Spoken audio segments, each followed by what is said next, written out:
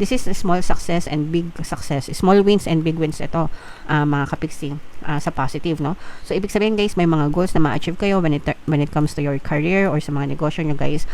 Gumaganda yung progreso ng buhay nyo. From small to big yung nararamdaman natin.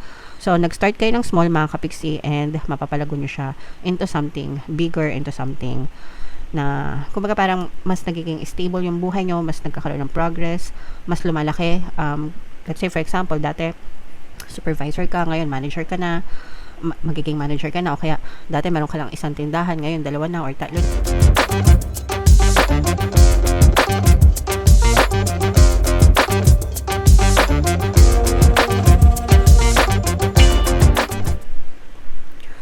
Hello guys, hello Sagittarius, welcome back to Pinoy Pixie Tarot.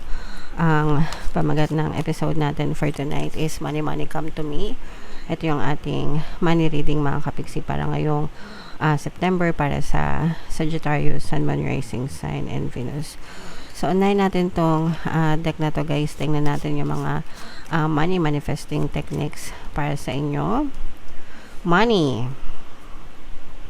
Leave a bank note, either a real one or a photocopied one, in front of a mirror so you can see its reflection.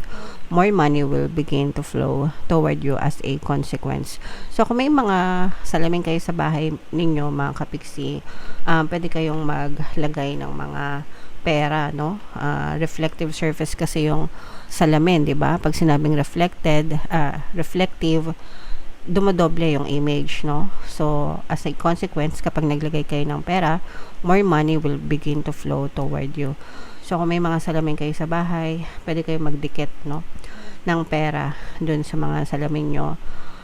Pwedeng totoong pera, pwedeng play money, mga kapiksi. And, kung totoong pera, syempre, dikitan nyo, guys, no? Basta hindi nyo nagagastusan, guys. Dikitan nyo, lagyan nyo na scotch tape kahit magkano. Sabihin nyo sa mga anak nyo, wag dukutin, di ba? Para nandun lang siya, nakastick lang siya doon, mga kapiksi.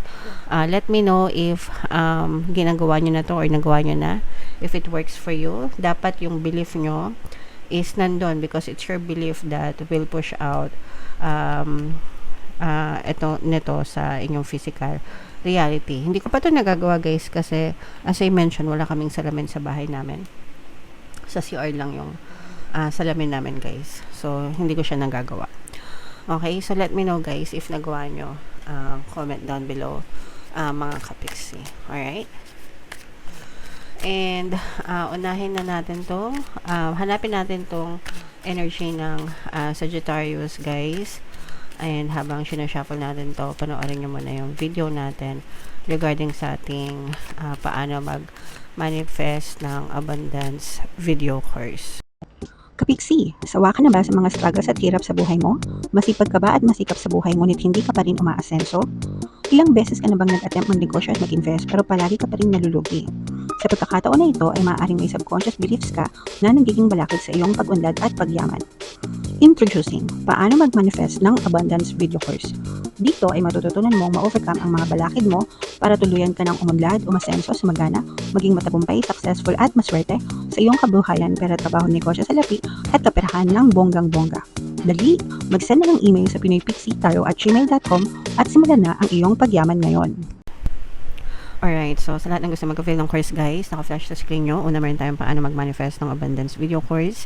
Meron din tayong paano mawala ang third party at magkaroon ng harmonious na relationship. And meron din tayong paano pabalikin si ex-revised breakup. Sa mga interesado guys, mag-send lang kayo ng email sa pinoypixie@gmail.com. So, Sagittarius guys, kaya na-present ng King of Wands. Ito yung ating money energy mga kapiksi. Latag natin yung spread nyo guys. And sa mga naghahanap ng mga pampaswerte na lucky charms or lucky bracelet, may mga items guys na makikita kayo sa description box nitong video. Nandun din yan sa comment section mga kapiksi.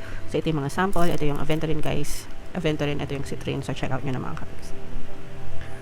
So, ito guys, for some of you, no, unahin natin yung negative guys kasi marami kayong mga stress ngayon, may mga worries kayo, may mga problema kayo na pinagdadaanan na medyo may toll sa inyong mental health mga kapiksi, especially kung natakbuhan kayo ng pera guys, no. So, ito yung nakikita natin na negative na situation, mga kapiksi, na inyong pinagdadaanan. Pwedeng natakbuhan kayo ng pera, or maaring matakbuhan. Kaya, for some of you, mga kapiksi, mag-ingat kayo sa mga pagpapahiram nyo sa pera. Kasi hindi kayo makatulog dito, guys. At saka, maaari kayong ma-stress, mga kapiksi. So, mag-ingat kayo sa mga pagpapahiram ng pera, guys. Wala namang, sabi ko nga sa inyo, wala namang masama magpahiram ng pera, pero make sure na yung amount lang na kaya nyong mawala sa inyo, yung tipong kahit takbuhan kayo, 500, 1,000, hindi nyo ikamamatay na kumbaga hindi kayo magkakasakit, no? Kasi ito sasama talaga ng loob yun, sasama talaga ng bonggam-bongga yung loob nyo, mga kapiksi, na maaaring magkasakit pa kayo sa puso, or magkaroon kayo ng palpitations or anxieties, insomnia dahil sa kakaisip, lalo na, and usually nangyayari ito pagka natatakbuhan ng malalaking pera, guys. Okay? So, yeah, babalayan, guys. Medyo mag-ingat na lang kayo sa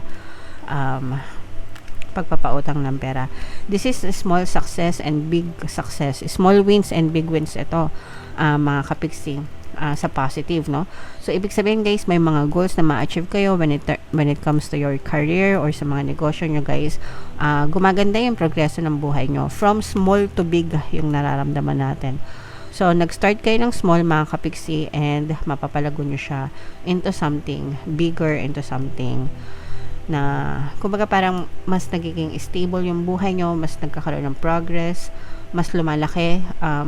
Let's say, for example, dati supervisor ka, ngayon manager ka na, magiging manager ka na, o kaya dati meron ka lang isang tindahan, ngayon 2 na or 3 na. So, ganun, nagigets nyo ba? So, lumalaki, lumalago, successful na kayo, and yung iba sa nyo, mas lalo pang sumasukses sa buhay, mga kapiksi. So, and I'm sensing na hindi mapigilan ito, hindi mapipigilan ng kahit sino itong pag-asenso nyo, itong pag-success nyo sa buhay. So, i-main nyo to. Kahit saan to, guys, no? Kahit kanino applicable, whether nag-empleyado kayo or may negosyo kayong sarili or investment, guys. Pero you are getting bigger and bigger, mga kapiksi. Hindi lang bigger and bigger, guys. You are getting stronger as well. Yung iba sa inyo, guys, medyo napapagod, exhausted. So, make sure na bigyan din ng tamang pahinga yung sarili nyo. So, baka ma-overwork kayo or ma-burnout, mga kapiksi, dahil gustong-gusto nyo talaga. Kumbaga, gutom kayo sa success at tagumpay talaga. Pero, syempre, yung mga success, may kaakibat na effort, 'di ba? Sakripisyo. Kaya make sure na magpahinga din, guys, kasi baka masyado naman kayong ma-burnout, Sagittarius.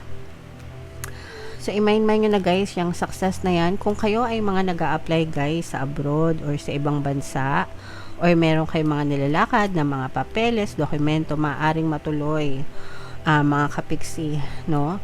Maaaring matuloy and magiging mabilis yung progress niyan, guys, no? Kumbaga, kung dati ang tagal-tagal, antay kayo ng antay, walang update. Pero once na matanggap nyo yung magandang balita, guys, magtutuloy-tuloy na yan. And sooner or later, talaga makakaalis kayo. Ganun din kung kayo ay, let's say, for example, freelance. Nagkikater kayo sa global clients, no? Tapos ang tagal ng progress, minsan may kliyente, minsan wala, mga kapiksi. Pero kapag nagsimula na yan, masusundan yan ng masusundan, and mas mabilis na kayo magkakaroon ng kliyente sa susunod, mas mabilis matatapos yung project, may dadating agad na mga bagong project. So, mabilis yung progress, mga kapiksi. Nararamdaman natin na mabilis. And sabi ko nga, guys, unstoppable yung energy nyo, guys. Palago ng palago, palaki ng palaki kayo, mga kapiksi. At saka, guys, parang na-develop nyo na yung mga good habits. Yung mga good habits na makatulong sa inyo, yung mga positive attitude, pagiging masikap, matyaga, pasensyoso, very kalmado, no, yung energy, except dun sa, guys, yung sinabi ko nga sa inyo, nababala na mag-ingat sa pagpapautang ng pera. Kasi ito lang yung negative energy, pero medyo malakas yung impact sa inyo, guys.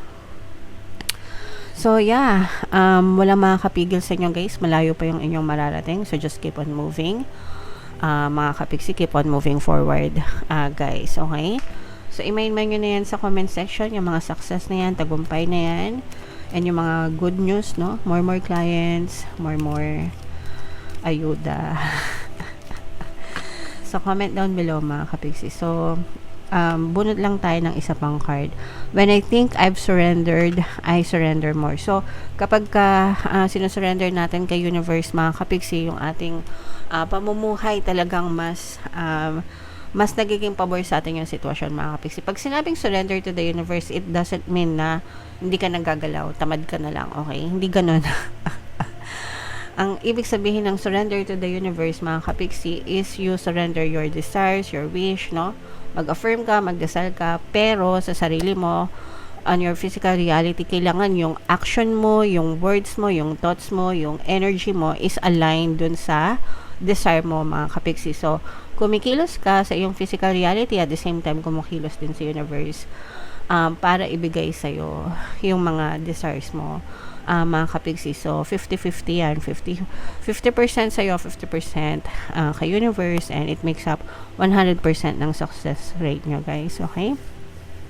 So nasa Diyos ang awa, nasa tao ang gawa, ganun lang yan guys. So make sure na huwag kayong tatamad-tamad mga kapiksi. Alright, so yan ang reading nyo, Sagittarius, and comment down below guys if feeling nyo naka-resonate kayo. For more tarot readings, ito yung playlist nyo, ito naman yung ating success stories ng paano mag-manifest ng abundance video course. Thank you for liking, sharing, and subscribing. See you next time. I love you all. Have a nice day. Bye-bye.